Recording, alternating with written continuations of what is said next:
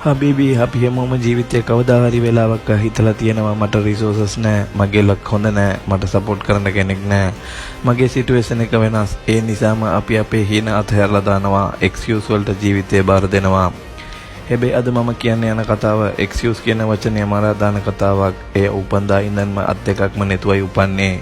ડોක්ටර්ස්ලා තිතුවේ සාමාන්‍ය ජීවිතයක්වත් ගත කරන්න අමාරු වෙයි කියලා. ස්කූල් ගිය දවස්වල මිනිස්සු බලලා hina වුණා. සමහරු පිට කළා, සමහරු ඒව වීක් කෙනෙක් විදිහට දැක්කා. හැබැයි එය තීරණය කළා මගේ ලිමිටේෂන් එක මගේ ජීවිතේ ෆයිනල් ආන්සර් එක වෙන්න දෙන්නේ නැහැ.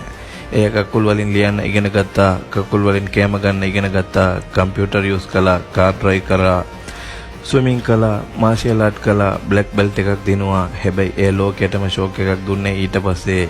අත් දෙකම නැති කෙනෙක් ගුවන් යානය පියාසර කළා. ඔව්, අපි අත්‍යදිත් බය වෙන දේ ඒ කකුල් වලින් ජයගත්තා. මේක මිරකල් එකක් නෙමෙයි, මේක කරේජ් එකක්, මේක මයින්ඩ්සෙට් එකක්, මේක Taman ගැන තිබුණු විශ්වාසයක්.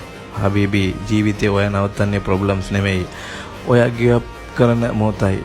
ෆේලියර් ඒ පීපල්ස් ක්‍රිටිසයිස් කරයි, ඔය අන්ඩර් එස්ටිමේට් කරයි, සමහර දවස්වල ඔයාටම ඩවුට් වෙයි. හැබැයි මතක තියාගන්න, ජීවිතේ ජය ගන්නේ පර්ෆෙක්ට් මිනිස්සු නෙමෙයි, වෙටුන තැන නැගිටින මිනිස්සු. අද ඔයාට රිසෝසස් අඩු වෙන්න පුළුවන්, මනි නැති වෙන්න පුළුවන්, සපෝට් නැති වෙන්න පුළුවන්. හැබැයි ඔයාට තාම ඩ්‍රීම් එකක් තියෙනවා නම්, ඔයා තාම පරාජය වෙලා නැහැ. අත් දෙකම නැති කෙනෙක් අහස ජයගත්තා නම් ඔයාටත් වෙරි දෙයක් නැහැ. ඒ කාන්තාවගේ නම තමයි ජෙසිකා කොක්ස්. ලෝකයේම ඉම්පොසිබල් කියන වචනය බොරු කරලා පෙන්නපු ගැහණිය.